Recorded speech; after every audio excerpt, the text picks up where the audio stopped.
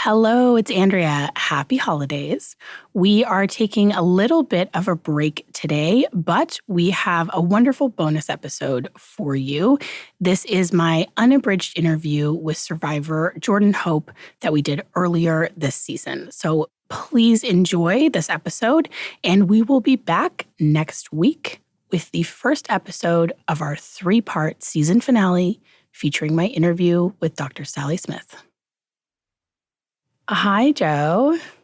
Hello. Thank you for being with us. You are a regular guest and friend of the show and real life friend as well. So we're very happy to have you here. Can you start off by just refreshing us on who you are and how you come to this issue, just a sort of quick Cliff Notes version of your story? Yeah, so my name's Jordyn Hope, but I also go by Jo, and I am a survivor of Munchausen by proxy. And I also now do a lot in the field working with other survivors and other people impacted by Munchausen.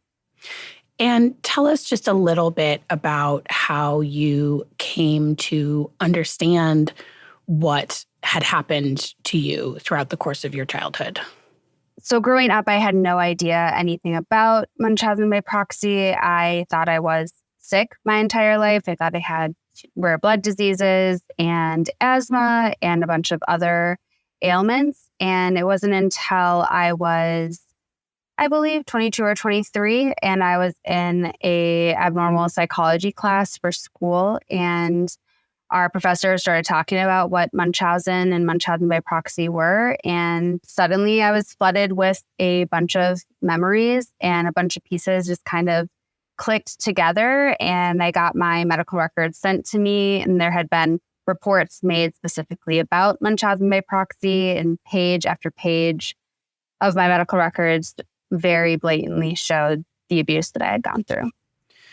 Yeah. And as you mentioned, you do a lot of work with survivors in our peer support groups and as an individual counselor now.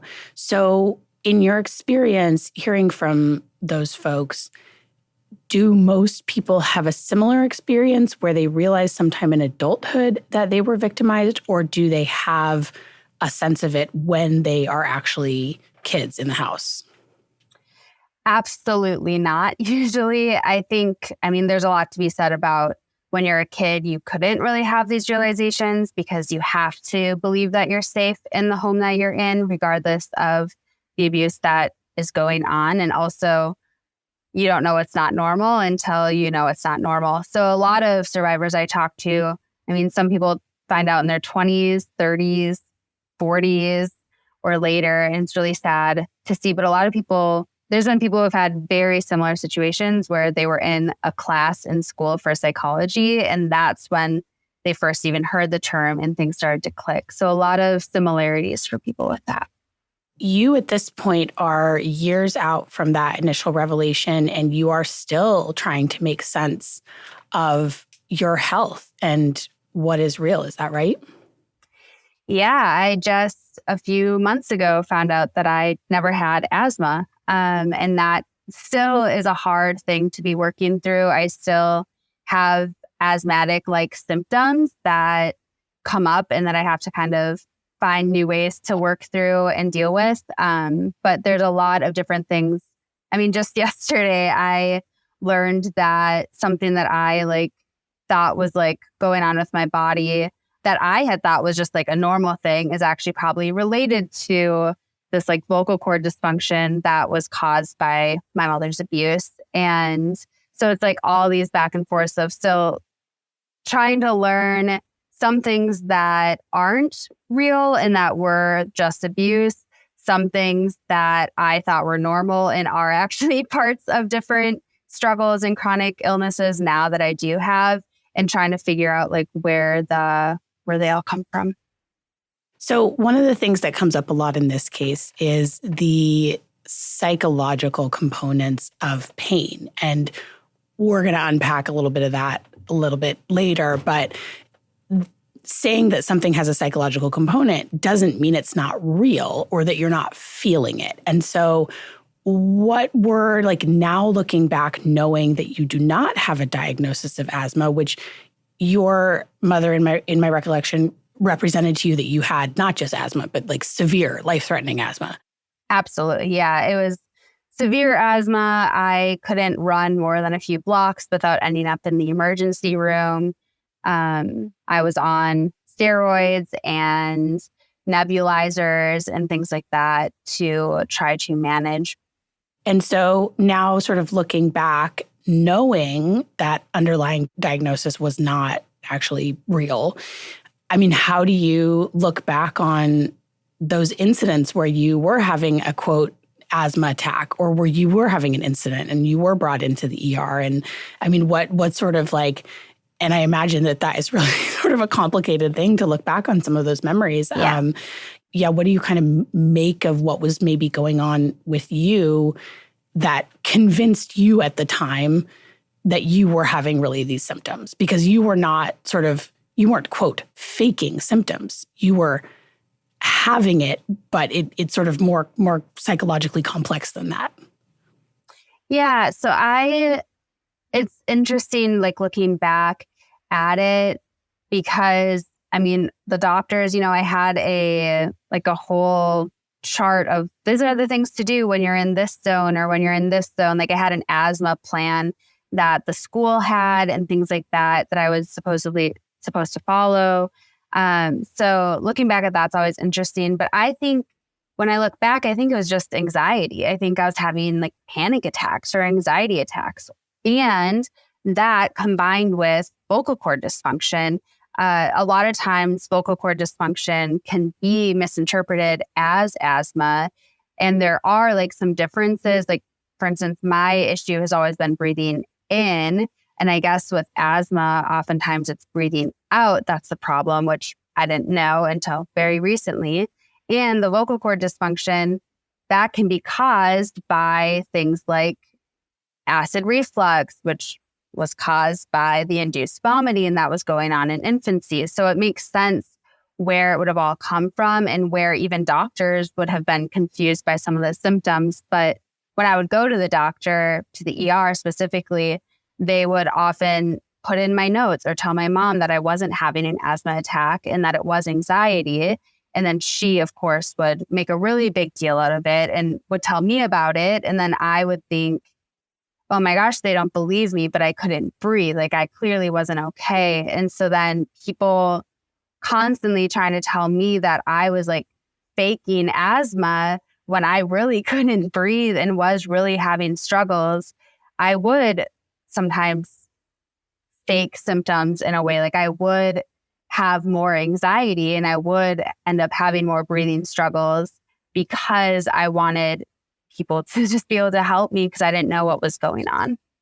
Yeah, and that's such a hard position to be in as a kid. And do you remember what, in those instances where doctors and medical professionals were pushing back on your mom, do you remember what her reactions were and sort of what the story she told you about those interactions? Like, what was the kind of narrative around those doctors pushing back? So I remember like very vividly, I was it was either it was fifth grade, and we had run the half mile, and I had what I thought was an asthma attack. And I went to the nurse, and I remember like the nurse bringing in the guidance counselor and like the vice principal and the principal. And I was laying in a bed, breathing through a paper bag, and they were all just standing around me. And they called my mom instead of an ambulance, which at the time, of course, I didn't really understand. I thought I was dying. I thought they were standing around me as I was like taking my last breath. My mom finally got there. And I remember when I got in the car, I was able to breathe. I suddenly was not having breathing issues at all. And I tried to tell my mom, and my mom was like, no, you're going to die. We have to bring you to the ER. You can't breathe. You're going to die. She brought me to the ER. That's when they were like, no, this isn't an asthma attack. This is just anxiety. And and hyperventilating. And my mom just like yelled at them and told them like, how dare you like say these things? And eventually they did give me a shot to help with the supposed asthma attack. And I calmed down and we were able to go home. And then my mom, I remember just going off about how like I could have died and how dare they say I didn't have asthma when I clearly like was having an asthma attack and just all these things. And I remember later on, like I would go to school and I would tell everyone like this doctor that I had when I was in elementary school, like he tried to say I don't have asthma, but like I clearly do. I can't even run. And I really bought into the story and believes that that's what was going on. Yeah. So it sounds like there was a lot of making doctors that disagreed with her the villains. Absolutely. Yeah, she would really go after any doctor that tried to say that I wasn't experiencing whatever ailment or illness she wanted me to have at that time. And I imagine for you, that made you pretty wary of doctors and medical professionals. Absolutely. I never really trusted doctors. It was kind of this weird thing, though, where on one hand, I was terrified of hospitals and hated doctors. I guess I wasn't so afraid of hospitals, but I didn't trust doctors because I didn't think that they ever listened to what I was saying or what was going on. And I felt like I always had to prove that I was sick. But then at the same time, there was like a comfort with being in the hospital and having that attention and care and safety. And I wonder if you think, and obviously I'm not trying to put words in your mouth here, but I wonder if like part of that comfort you felt in a hospital setting, was that because like, how was your mom different when you were in the hospital than when you were out of the hospital? Like, I just wonder about sort of how, because one thing that I notice as a parent is that, and my kids are little, but, and obviously for you, this goes back to the time that you were really little and the time that you were a baby. But, I noticed that like whatever mood I'm in, like really affects them. Like they are so sort of attuned to like, if my husband or I, especially me, if we're grumpy, if we're sad, it's like they will sort of, be more calm if I'm calm. They act out when I'm, grumpy and snappy and that kind of thing. So I wonder if like, was part of it that your mom was different when you were in the hospital than when you were at home?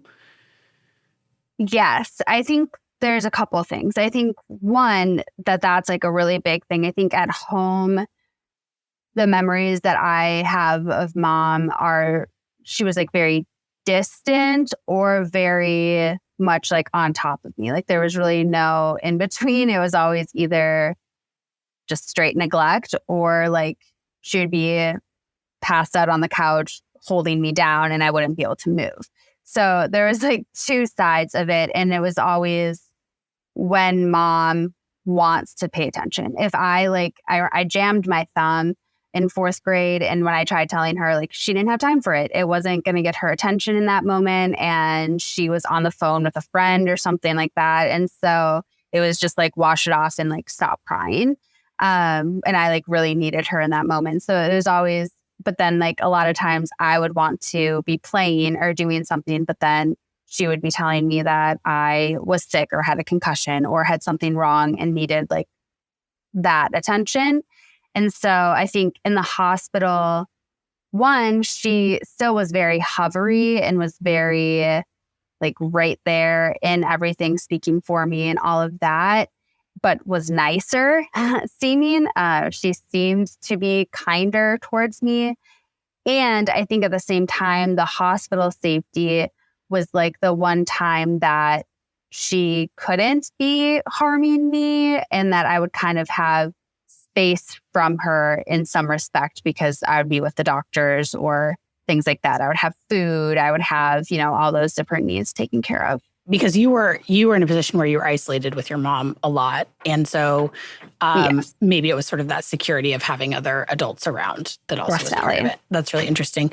So yeah, that's something that comes up a lot in this case is the conversations that, Maya Kowalski was having with providers in front of her daughter, presumably with her daughter also behind the scenes, about this being a terminal illness, about hospice care, about death, about the sort of the looming specter of death. And I wonder, you mentioned that also. And how did that, was that something that your mom seemed pretty fixated on? And how did that affect you? I can't remember specific times minus the asthma situations where she would say that I was dying, but it was a very big message. I mean, I thought that I would die in my childhood. Got to do pageant when I was 4 because I was the sick kid in town or things like that. And I definitely never thought that I would survive. I've always been very afraid of dying and very afraid of death. So when mom would say that I had a concussion and that I had to stay home and that I couldn't move or these things because I could die, I would listen. Or when she said I couldn't sleep because I might die, I wouldn't sleep or things like that. So I guess there was a lot of messaging that maybe I just have kind of pushed away a lot of that. But even as an adult, I still am working through my fears of death. That's always been a very big thing. Either me dying or my mom dying was always a really big thing too. Yeah. Yeah. Okay. So just to kind of switch gears, thank you for sharing all of that with us. So one of the things we're really talking about this season is this expanding media narrative that is really on a roll at the moment, that there is a rampant overdiagnosis of medical child abuse, that parents of legitimately fragile children who are not abusing their children are being accused and separated from their children just, in these huge numbers, right?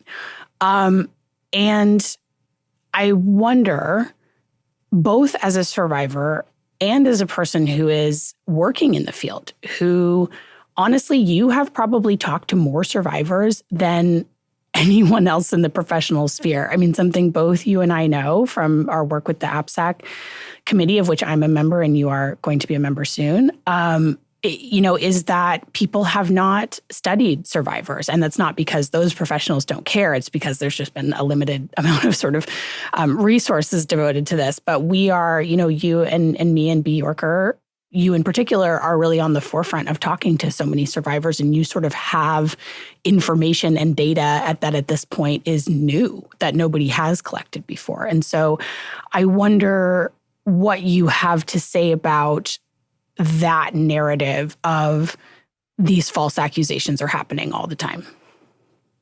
Yeah. If that were the case, I think that most survivors would have gotten out of their homes much sooner. Most survivors wouldn't have siblings that have died at the hands of their abuser. I wouldn't have been stuck in my home if there was this over reporting that was happening, because even when there's a lot of evidence to it being clear abuse, most kids aren't able to get out of the house even with that. So that's very much, my situation, right? There were reports made. It was very evident, page after page of documentation, very clearly stated I was a healthy child who just needed time away from my parents and things like that. And yet I was stuck in that home. And so if over-reporting of this happened, I wouldn't have been stuck in the home for so long. So it just doesn't really make sense. I am the first to say that there are issues with the medical system and that there are issues. I'm in school to be a social worker, and there's a lot of issues within the social work profession. I see that all the time. I'm very aware of that. And a lot of what is happening now after this movie came out, there's just it doesn't make any sense. What people are trying to claim, it doesn't match with what's actually going on. Yeah. And to the point about the issues with, which we are going to, do a little more unpacking of that this season, because this is something that I'm very curious about as well. There are these huge issues with DCF and specifically with family separation. But I think from what I've seen, and I wonder if this is true for you as well, first of all, 75% of family separations that happen in this country are not related to abuse. They are, sort of these neglect allegations that are, or neglect issues that are related to poverty and substance abuse, right? And so very much in my estimation, and I think a lot of people's, situations where if the family was given more resources, those problems would go away. And it is not a problem of an abusive parent. It's a problem of a parent who is struggling in some way. And so, in terms of, I think what is really sort of coalesced for me is that the people who are coming out and calling themselves, not every single one of them, but like many of these people who are calling themselves victims of the system are not victims of the system. And they are taking up space that doesn't belong to them, because there are a lot of victims of the system.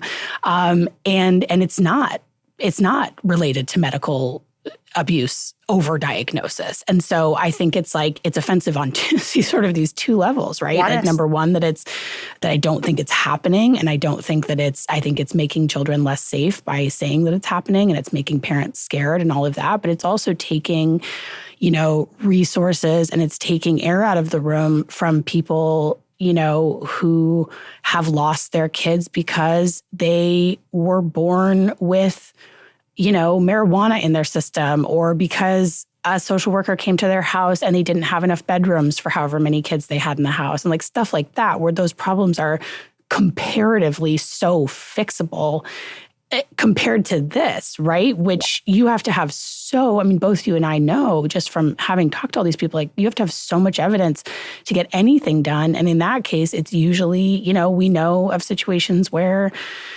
maybe the abuser was separated for a couple of years and then they got their kids back and they had another kid. And I mean, I just don't, I don't think either of us, have you seen any evidence that is happening? Like, we are going to talk to someone who was legitimately falsely accused this season. And I think it'll be really interesting to sort of compare and contrast. But have you, do you see any evidence of this happening? No, I think everything you're saying is so beautifully put. In one of my social work classes right now, we're talking about this exact issue with how oftentimes neglect is seen as child abuse when it's really just a lack of resources and accessibility and obviously capitalism and things like that, oppression. But it's neglect. You don't really see it as much, like you're saying, with medical child abuse, which isn't to say that it never happens, as you're saying, if you're going to speak to somebody who was falsely accused there. But that's like how it always is, right? Like with sexual assault cases, it's like so many times people are like, oh, it's over. People are just saying this, it's oversaid, when really it's like so underreported. And like, sure, there are false allegations made on probably everything and anything that you can think of. But if you look at the bigger picture and like look at what's really going on, like, is way underreported. And even when it is reported, most of the time it doesn't even get past the initial reporting phone call, because most people don't know what medical child abuse is and don't want to touch it with a 10-foot pole for so many reasons. Because they might end up as the villains of a Netflix film, for instance. Yes. So what were your initial impressions? We watched the Netflix documentary Take Care of Maya as a team. Yeah. What were your initial impressions upon watching this film? Yes. I know we spoke in the roundtable discussion about this too. And like I had said on there, when I watched the film, I didn't know much at all going into it. I obviously hadn't read any of the things that I've read now or talked with any of you guys about all the other stuff going on behind the scenes. So I just watched the documentary and I felt so many emotions, especially for Maya, and related to so many of the different things that she spoke to and felt. I felt angry at the doctors and the social worker and all these different people. There's different parts in it that I could very much relate to as a kid that was being abused and had just doctors do inappropriate things. And as an adult who does have some like chronic health issues and just how the medical system looks at me. So there was like a lot of, really felt like I could relate and felt really angry about a lot of things. And it wasn't until later realizing like how one-sided the documentary was and realizing that like I had been tricked. Like I fell right into everything that they wanted me to fall into because of the different ways that I could relate. And it's hard when you see those things. It can be hard. Like it feels so validating, and it's hard to see, oh, there's a whole other side to this, or there's all these other things that could be going on. Yeah, I mean, I agree with you that I think in terms of it being an emotionally effective film, I think it did its job clearly.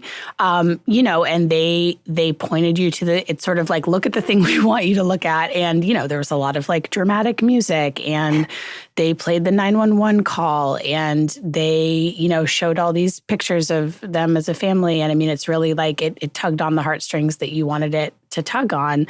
And so, yeah, I think that is how it struck me as well. So that is what watching this film is what started us all on this journey that we're now on through the thousands of pages, thousands and thousands of pages of court depositions, et cetera, that have been done on this case. And you have read Maya's depositions, and I wonder what you think about what she has to say. And if you could just describe kind of so there's, I think, 3 different depositions, but they were all sort of, I think they kept getting interrupted because she got really upset. And obviously, I mean, this is like, I have thought so many times about just sort of the ethics of putting a traumatized kid through all of this. It just seems really cruel. But nonetheless, what did she have to say in her depositions, and what was your like sort of interpretation? Because I am very interested in what you said about you could sort of put yourself back in that kid version of seeing doctors that are disagreeing with your mom as the enemy, and and all of that, and really just relating to like a lot of the experience even that the film showed you through that certain lens. So I wonder what your thoughts were reading her, what she had to say. Yeah, it was definitely hard to read through some of it. It was hard to see, like you're saying, the ethics of it. Like my heart like literally just goes out to her. I think after I read it that night, I had a dream that I like met her in person, and I was like talking to her, and I was just telling her that I was like so sorry, and that I just wish that she could be a kid, and was trying to, like comfort her. It was a very, very vivid dream. But because it's just so sad. I mean, I think it's in her affidavit where she says, like, I'm 14, but I'm really mature for my age. And like, I know how court proceedings and all this stuff go. And it's like, she's trying to prove that she knows a lot. And like, my heart is just breaking because I'm like, no, be a kid. Like, go have fun. Like, I get you have been through a lot. Like, she's been through so much. And she's just still getting everything taken away from her, and like so many opportunities to just be a young adult in the world. So that, first of all, that like really affected me a lot, because I mean, I went through, I would say, similar things just with not ever getting to have those opportunities, because I was always having to try to prove that I had been through something, or that I wasn't okay, or that I was sick, or all of that. And it took so many years away from me. I mean, I would say literally until last year, like a year and a half ago, I would say, I just didn't get to have any experiences of just being okay enough in the world and having a different identity. So that was really hard. Reading, then seeing like how intense that they were going at her it seemed like a lot of what they were going at was like, oh, you were faking, or like, oh, you couldn't have had these issues. And this is when the defense is doing the questioning. And I don't know if it's technically called cross-examination when it's a deposition. I'd have to check with Jonathan. But like, so this is when, and I'm trying to remember, I think it was Hughes who did the questioning during the deposition. But yeah, that was, yeah. So when the Johns Hopkins team, or when the defense was questioning her, is that what you're talking about? Yes, that's exactly what I'm talking about. Thanks. That was really hard to read because I would have responded in such similar ways to her. Like I didn't realize that I was a victim of Munchausen by proxy until I was in my 20s. But two, like whenever people came at me trying to say that I had faked anything, I would get so defensive because I still needed help. I was still hurting. I still did have struggles. I didn't know, I wasn't trying to manipulate anybody. And I really did think I had those issues. So I really felt for her and how she was responding, because like I said, would have responded the exact same way. And regardless of what physical things are going on, psychosomatic things are going on, whatever it may be, there was still clear medical abuse that was happening. That's, right in the records and very evident by how she responded since that situation and all of that. So it's just really, it's really painful to see how much she still feels she has to prove how sick she is and was, and how just the wording she would use. And one of them, she talked about how, not sure if this was the affidavit or the deposition, but she talked about how if she hadn't received the ketamine, she would have died within the month. And that's so sad to read, because once again, there's a lot of evidence contrary to that statement. And just that, plus all of the comments of being held captive or her captors, and how the wording that she uses does not seem like wording that a child or a teenager would be using. And so it felt very much like brainwashing, or a lot of things being told to her. And of course, you take in those stories. Like I said, I thought certain doctors were evil and bad and out to get me, and just people in general, I thought were out to get me and trying to kill me my whole life, So it's as a kid and as a teen, you believe what you're told, and it becomes your reality. It becomes the way that you see the world. Yeah, and I think that happens in abusive situations in a particularly intense way, but it happens in non-abusive situations. Listen, I went off to my liberal arts college believing that trickle-down economics were real, and that's just something I absorbed in my household. Yeah, we all get our ideas from that's where we get most of our ideas when we're growing up, right? And then we go in the world and we figure out what we really think about things. And that all struck me too, the language, and just it has occurred to me reading through this documentation, and also certainly watching, we've been trying to watch as much of the trial as we can, and watching this play out, what an impossible situation she is being put in, because regardless of what was going on with her health, regardless of the veracity of this diagnosis of CRPS, whatever it is, what you want any child to do is embrace their health, embrace their idea of themselves as someone who is capable, embrace their feeling that they have a bright future. And I really get the sense, listening to this, and especially listening to some of these doctors on this stand this week, that what she is still being told is really counter to that, right? And that if she sort of really wholeheartedly embraces a bright future and good health, that I fear, and this is just my take on it, I feared that that would feel like a betrayal of her mother and that she might be implicating her mother if she says that her health has been getting better over the last few years. And also now she's being put in the position where that would be a betrayal of her remaining parent, her father, because his lawsuit with Johns Hopkins is very contingent on the fact that not only that she has this diagnosis and that it was so serious that they needed to give these life-threatening treatments to address it, but that also sort of that they didn't do anything wrong in those treatments. And so she's really like, I don't know what she could possibly do. I mean, she's just been painted into such a corner, and it seems like such an unfair position to put a child into. And I think, I see why the defense has to question her. And it was really painful because I think my reading of it was like, this child doesn't have any answers for you. Like, this child is not going to be able to give you an objective sense of what happened to her. And that is not because I want to take her voice away or because I don't, but I think like if you look at the situation, what is playing out, what is at stake for her family, and like, especially in the wake of her mom's death, how could she have a sense, an objective sense of like reality? And also there's, all kinds of things with trauma and memories and the stories we hear afterwards that get woven into those. It just doesn't seem like a fair position to put her in.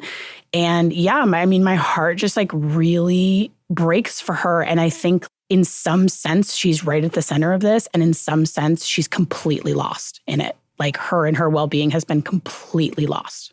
Yes. Yeah, I full-heartedly agree with everything that you're saying. I know I've been talking a lot to my roommate about, like, as I've been reading some of the different stuff, and just, this whole process of everything happening in the world because of this has been just a lot to process. So I've processed a lot with my therapist and with my roommate. But as I talk to my roommate, we keep coming back to how sad of a situation it is and how unfair it is. And it's none of it's her fault and her doing in any way, shape, or form. And it just sucks that, like you said, she's being put in the middle of it. And there's just so many issues with it. And obviously, my mom, I didn't get taken out of the home because of that Munchausen by proxy. I got taken out because of her alcoholism.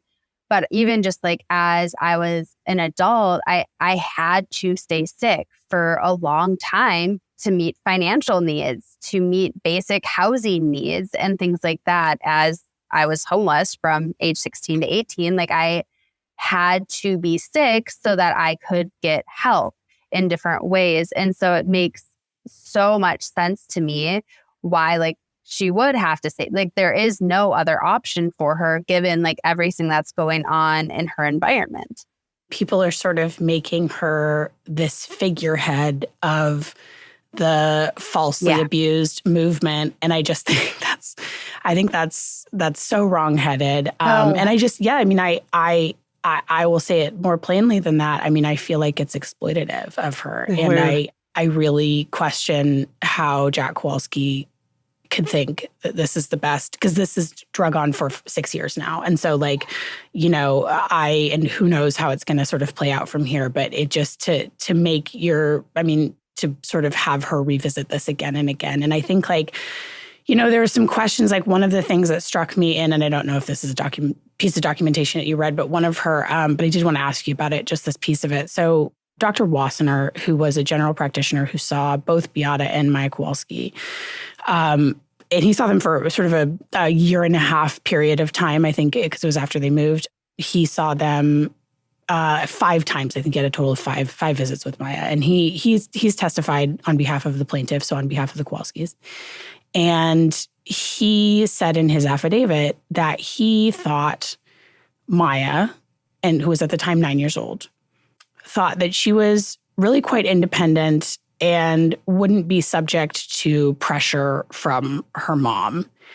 And that he thought she could sort of, I can't remember, I'm paraphrasing, but sort of that she wouldn't be, this wasn't Munchausen by proxy abuse because she seemed like she could really speak for herself.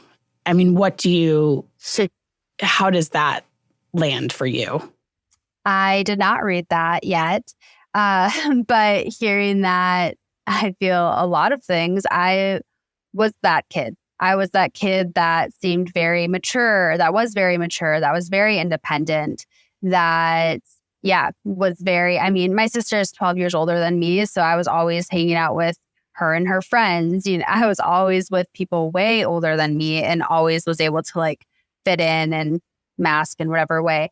And at 15 years old, I had back surgery that I didn't need, and I had rods and screws put in my back. So I think that doesn't really make any sense. You can be mature but first of all, usually a lot of times that maturity or that independence can come directly because of abuse or because of neglect or because of what it is that you're going through, where you're not able to express your needs or get help or be dependent because right, like kids who are in abuse situations can often, I think, seem, and this is something that's in the peer-reviewed literature, not that's just your and I's take on it, but that it can sort of adultify them or parentify them in a way where they're being made to be the caretaker of their parents' emotional needs, and so it does make them seem more mature. And I really, that comment in particular from Dr. Wassner's affidavit stuck with me because I was sort of saying, well, so like only weak children get abused? I mean, that seemed sort of horrifying to me. But so another thing that struck me in reading some of the questions that they asked Maya about in her deposition was this concept of Beata writing both a blog and emails. The emails really struck me that she would write. She had a blog that she wrote in Maya's voice. Okay. And, part of the reason we know that was her, I'm sure there's like forensic reasons, but just from us looking at these, at the documents, is that she was narrating Maya's experience in Maya's voice while she was in a coma. So obviously Maya was not writing this. But something else that came up during the deposition was that Beata would write emails, and it was unclear to me who she was sending them to. I think Beata might have just been sending them to herself, so sort of like as a diary kind of. But she would send these emails that were in Maya's voice about Maya's health and her experiences. And that struck me as just the blog in her voice, having talked to some other parents who've like gone through cases where they had a, medically fragile child. There's sort of maybe an explanation for that. It's still a little strange given how old she was, but sort of like, we're trying to share information. We're keeping people updated. Like, okay, that I could sort of see an explanation for that. But the emails, I mean, and I wonder just like, how did that strike you? That seemed like a really strange dynamic that the two of them had in that sense. I mean, what was your take on that? Yeah, it definitely felt like a really big red flag to me and very very concerning. Because I think that to me was where I was like, oh, okay, I've been saying we'll never know for sure if it was Munchausen by proxy or like what exactly was going on, right? We'll never have these answers. And when I'm like reading through and like looking at things, to me, it's like very evident that there was the medical child abuse. But when I saw the emails and the blog post or the Facebook post or things like that, that's where my like red flags start going off for more of the Munchausen by proxy pathology and abuse in that way, just with all of that. And I mean, thankfully, computers weren't a big thing when I was really young. So my mom wasn't like online in that way, really. But I mean, some of the things that's like very similar, I feel like, to how my mom would have like spoke, or the fact that I got to be in pageant when I was 4 years old because I was like so sick or things like that. So I related in that way to that. But it was a very big red flag. Yeah. So to sort of like broaden our scope to this case, as I've been reading through these depositions from the doctors that have been hired as experts by the Kowalskis or are, testifying on their behalf. And I don't say hiring in some suspicious way, like both sides pay experts for their time. That doesn't mean what they have to say isn't valid. That's just like what you do when you're in a court case. So, reading through the experts on their side. So, we mentioned Dr. Wassenaar, who's obviously speaking from his experiences with Maya. I believe Dr. Kirkpatrick is going to testify today. He is a real interesting character. Dr. Chopra, who did one evaluation with her later on, after Beata's death, spoke on the stand. And I had this real growing suspicion that these doctors didn't believe that medical child abuse was a real phenomenon. And that's confirmed by some of their own writings. And also, as I dug back into the court filings, there was actually a motion made by the Kowalski team. It's called the Dobert defense. If I'm not right about that, sorry, I am not actually a lawyer. Feel like one right now. But which basically, the argument that they were making is that Munchausen by proxy is junk science. So basically, not only are they saying Beata didn't do this, they're saying Beata didn't do this because no one does this, because this form of abuse isn't real. So it's based on junk science. Now, just to clarify, it is not. It is based on a whole ton of like 40 plus years of peer-reviewed science. So it is very much not junk science, which is why this petition was dismissed. It strikes me that actually even in the absence of that filing, like that is sort of still the argument that they're making. And I wonder what you have to say to that. And also just like on an emotional level, like what does it feel like for you to hear something like that, to hear these people making that argument? Yeah, I don't usually get emotional on podcasts or in the work that I do, but this is what gets me every time. It's so many emotions. I feel so angry because one, obviously I'm a survivor. So to go out and have people that are now protesting and doing all of these different things, trying to say that this doesn't exist, literally is like saying that I don't exist. I don't matter. And my life does not matter. And I have fought for 28 years for my life. So I would say that I do matter and my life does matter. And that makes me angry. Also, I mean, pretty much everyone that I talk to that are survivors, we all have so many similarities, the weirdest things in common, the oddest characteristics that just seem to be case through case through case. Like everyone has so many similarities, and you see perpetrators of this abuse having the same characteristics time and time again.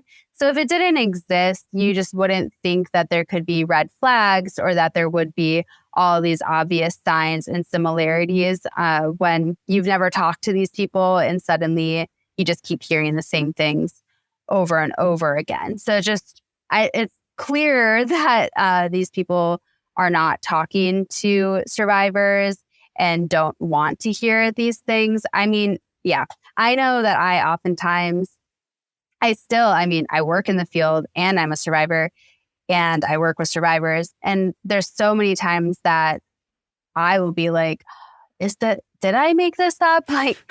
Is this real? It can't be real, right? Because it doesn't make sense. And in the support groups that I facilitate for survivors, pretty much every group at some point, I have to say, you guys, it won't make sense. We can't make sense of this because there's nothing to make sense of. How do you make sense of your mother trying to kill you for attention for your whole life? There's just you're not going to get to an answer. And I think society as a whole obviously isn't ready to hear that or to work through that complex. And so it's just Yeah, even as a survivor, I question it, or I don't want it to be real. I would much rather it be like, oh no, I was actually sick and I miraculously got better. And like, I did need all these things. I would much rather that be the answer and that be what I like have to heal from and work through, is actually being a sick kid versus the reality of like what happened. And it just feels, I get so emotional because it's like, I finally survived. I finally started to build a life. I'm finally doing these things. And to have so many people being like, no, none of it's real. It's all fake. It's not real. It feels like a desperate attempt to like pull me back. It's so hard for me to not suddenly be back in the shoes of my childhood self that desperately wanted like this life and to feel dependent on having to prove myself again. Like I am an adult. I have proven myself. I have a whole life outside of that now. And like I have security and safety and stability.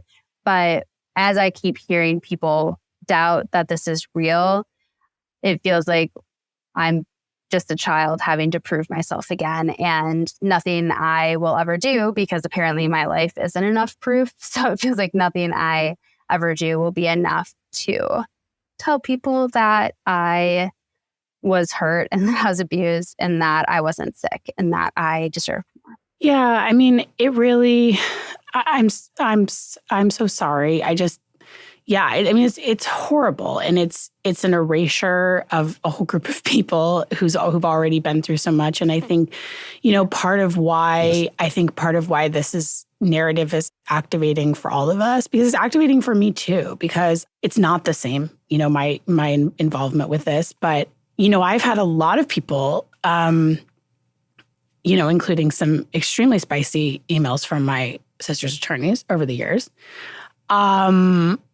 tell me that I am delusional, that I am just obsessed with this, that I'm trying to use it to make a name for myself, that, et cetera, right? And so like, it's sort of like you didn't see what you think you saw, and your life experience is not valid. And what you have to say about this, in your case, like your personal experience, in my case, again, my personal experience of like growing up with this person and seeing all these things. And like, that doesn't matter. It didn't happen. It's not what you think it is. And you're victimizing this other person by saying it is. And I mean, I go through the same thing, right? Like even, I talked about this last season when we were talking in depth about my sister's case, like even going back through those files, I am always looking for something that could be a plausible explanation. And at one point, because Tina, our lead producer, was going back and forth with my sister Megan, she, sent them specific questions for comment, right? We wanted to give them every chance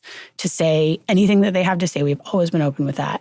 And so, we put together this list of questions, and between that and the deadline, which they did not opt to answer those questions, between that and the deadline, I really had this thought where I was like, what if there's an explanation for all of it? What if she has some really good answer to all of this?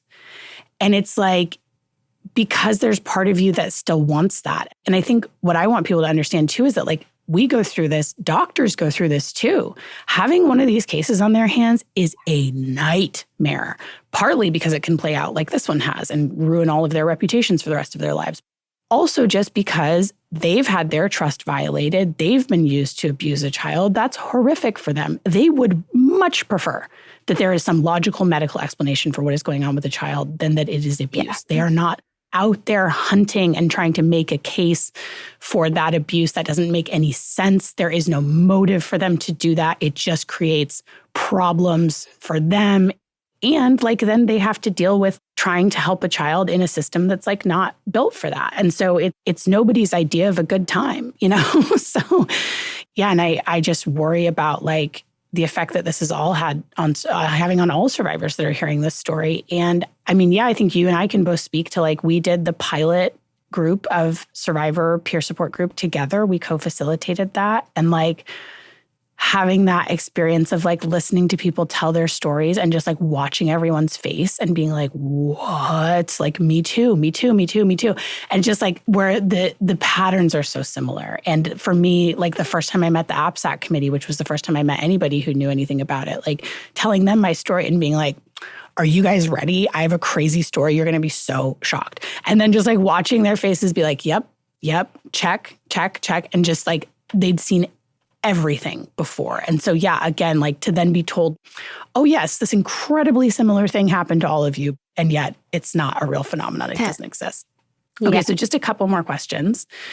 I wonder what you think about this idea that is really being attached to this narrative that Beata died to save her daughter.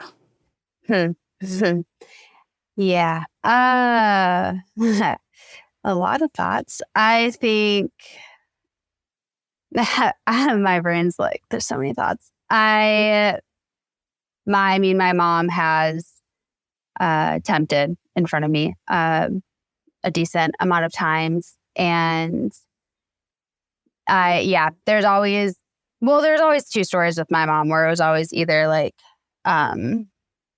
she was like really struggling, because of being a victim to different things or being sick or whatever. Or she was like struggling supposedly because I was like a bad kid. So there was always like one or the other, but either way, there was always like a lot of things going on with that. And I very much could see if the same sort of thing happening with my case, if it had gotten to a point where I had actually been separated from her. Well, I guess when I was separated from my mom because of the alcoholism, within a couple of months, my mom ended up in an induced coma in the ICU for 3 weeks because she drank so much. And I still am working through that and not blaming myself for it, because it very much felt like, oh, this happened because I was removed from her. This happened because she needed me. We were, it was us two against the world, and suddenly she didn't have me. So if I had just stayed, then it would have been different. Yeah. So kind of similar in like that sort of a sense of the letter that was written and all of that sort of stuff. Like I could see my mom writing something very, very, very similar. And I think... So, sorry, here you're talking about the suicide note from Beata and what she had to say to Maya? Yes. There's so many times in my life that with how enmeshed me and my mom were, that it was like I said, simultaneously, it was the only reason my mom was alive is because I was with her. And then simultaneously, the reason that she didn't want to live was because I was bad. So there was like very mixed messages. And to this day, sometimes I'll be like, oh, maybe if I just lived with my mom, she would be okay enough. And like I could take care of her and she would be able to like live a different life than what she's living. So it's like, I hear all of that. And I also, I have struggled with suicidality. I have been hospitalized for attempts, and I'm grateful that I survived and that I'm alive. And within that struggle with suicidality, what I know about suicidality, what I've seen from friends that have struggled with this, or things that I've read or learned and all of that, it's more attempts usually come in because of feeling trapped or feeling like there's no way out or things like that, which I'm sure that she was feeling with everything that was going on. But to say that you're doing this to save someone when you know that she was safe in a hospital, I get that there was and there was an active plan to. We're going to get into all this, but there was an active plan to release her into her father's custody. So it was not. Yes. It doesn't quite hold up under scrutiny, and I worry that Maya could feel guilt over that happening. And there were some really interesting comments that Maya herself made during the neuropsych eval that she was given at the hospital, where it certainly struck me that she felt responsible for her mother's emotions in a way that did not seem like a normal sort of child parent. Because I can tell you, like, okay, like my kids are younger, but like, you know, my kids are like, if I'm visibly upset, they're upset, but like, they're not like out there thinking about like, well, you know, it's just like there was sort of an over concern that felt almost parental, like that she was really worried that if she got better, this was one of the most striking moments in this, that she said that she was worried, you know, kind of intimated that she was worried that if she wasn't sick anymore, that her mom would be sad, and that she was already so sad. What did you make of kind of Maya's comments during that evaluation? I only read part, I think, of the neuropsych eval, so I did not read all of it. I think I struggled with reading the neuropsych eval because, I had my own neuropsych eval done. And I think that I had a really bad experience with that. And so I think I couldn't like objectively read it for what it was very well without my biases kind of taking over. Yeah, and we're going to ask Dr. Mary Sanders about that too. And I think her being a child psychiatrist, I think that'll help give us some framework. Okay, so just kind of like two quick last things. So I think another thing that struck me is like, I'm so sad for Maya. You're so sad for Maya. I think everyone, hopefully in this situation, is prioritizing her. And it's like the fact that she loved her mom and misses her mom is not proof of anything in terms of whether abuse happened or it didn't happen, because kids love their parents even when their parents are abusive. Like, I think that's a bit of a wrong idea that Maya defending her mom right now, it doesn't tell us anything about what actually happened, right? Yeah, when I look back at the records from when I was like taken out of the home as a teenager and stuff that the guardian ad litem, social worker, and court appointed counselor, like stuff that they would write in their notes, like it was so clear how enmeshed I was. Okay, my mom's the reason I was taken out of the home. I'm the one who did speak up though about it, right? So I helped get myself out of a dangerous situation. And this was with regards to her alcoholism, not the medical child abuse. Correct. Medical child abuse was never mentioned to me, at least until I was an adult. So, but it was not part of why I was taken out at all. It was just the alcoholism. But the comments that I would make in therapy or to the social worker or things like that, even after, like I said, I at that point was angry at my mom. I was so angry because I knew about the alcoholism. Like I knew that like what was happening between us wasn't okay. And yet after I got taken out, all I did was fight until they put me back. I fought tooth and nail until they brought me home. And then once again, then I like fought that too and was like, how could you put me back here, and wanted out again. So, but it was just like, there's always been this back and forth. And to this day, there's this like back and forth where I am very aware of the fact that my mom has never and is incapable of loving me or expressing any emotion, really, for that matter. And I can recognize like all the trauma and the abuse and all the things that like aren't okay. And I don't want a relationship with her.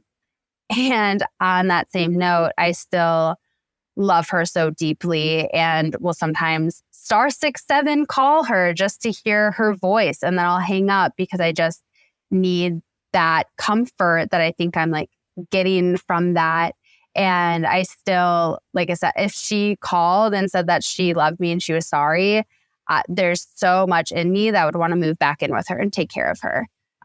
Because even after everything, like I still love her so much. And I still do defend her at points and say like, you know, she was sick. She didn't get a chance. She should have been able to get help when she was a kid and didn't get the help that she needed. And it turned into who she is now and all of that. Like I still have so much compassion for her. And I think, just in general, I have a lot of compassion for people that most people wouldn't and that most people never will. And I don't see that very often. with like 99.9% of the population. I think most people are like, bad people are bad people, especially when it's child abuse or things like that nature.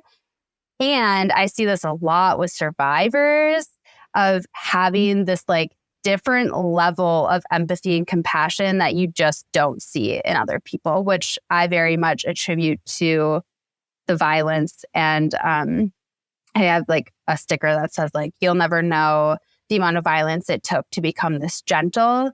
And I really, that like always, I will read it. So a lot of times in support groups with survivors, and a lot of people get really emotional when they hear that, because it's true. Like no matter, because of what we've been through, we have way more compassion and empathy. And it's, because it's like it's a survival mechanism, essentially. Yeah. So if you could say something to Maya, like what would you say to Maya? Wasn't prepared for that deep of a question.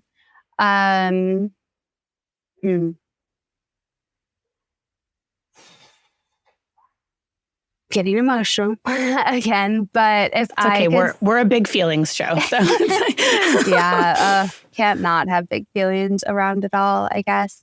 I think I would just want Maya to know, like, that it's okay. Like, she doesn't have to do this. Like, she does not have, like, I believe her. I believe that she was sick. I believe that that different doctors made her uncomfortable, and that she like had to do what she had to do, and like that she was just in such a survival sort of place. Like I see the pain that she went through. I see all of the different pieces of that, and I get it. I understand it, and I am not accusing her of lying about anything at all, and I don't need her to prove herself. I think she survived, and like regardless of, is it that she survived her family, or is it that she survived the hospital, or that she survived the whatever it is, like she survived, and like she's gotten to this point, and like I would just want her to know she doesn't have to prove anything to anyone anymore, and that she can just have a different life. She can heal. She can still have a voice and heal, and like all of that. And she can also keep doing the different athletic things that it seems that she really enjoys doing. And she can keep doing school and keep having like all these different experiences that don't have to do with any of the past. Yeah, that's beautiful. And I want the same for her. And I think one of the most complicated questions for me in even tackling this, and honestly, like, you know, the other seasons of the show we've done with the families it happened to. It's so different to be sort of talking about a case from the outside like this. And obviously doing it in such a way that obviously I don't think Maya herself at this moment would appreciate very much. Oh. And I sort of thought like, well, you know, I don't know if it would be better. I think for you, for a lot of the other survivors, that reckoning of understanding what happened to them has been really important.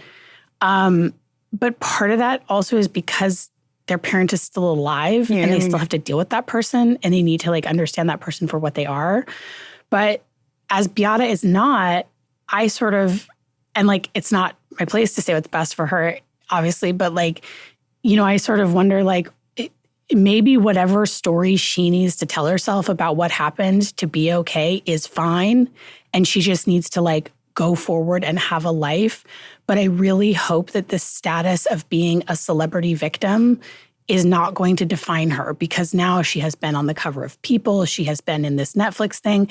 And you know, that this whole story and this whole narrative has just totally consumed her young life. And like, I would just like to go see her be normal and like, you know, not in the spotlight and not having to sort of play the role of the sad, beautiful girl at the center of this horrific case. Like, I just don't think that is like a very healthy thing to impose on a kid. So I think like, I hope that whatever is best for her to tell herself about her life and what happened, that she does that and goes forward and hopefully has good relationships with her dad and her brother and those other people around her that clearly love her, like watching her uncle testify.